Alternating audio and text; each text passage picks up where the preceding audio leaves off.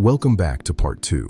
Today we step back in time at the majestic Osaka Castle, a powerful symbol of Japan's history. First built in 1583, this fortress was the center of a unified Japan under the rule of Toyotomi Hideyoshi. The massive stone walls are a true feat of 16th century engineering, designed to be an impenetrable fortress. I'm Eric Carey, and we're on a mission to reach a huge milestone, 1,000 subscribers. Hitting 1,000 subscribers represents our continued commitment to improve the channel and provide the best for you. Help us reach our goal by hitting the subscribe button and notification bell. Your subscription also helps us know what type of content you want to see more of. It's a shared journey. The goal is in sight, and with your help, we can reach it together. Join our growing community today. I'm committed to bringing you more value and better quality as we grow this channel to new heights. Thank you for being part of this. Don't forget to subscribe and hit the bell for more updates.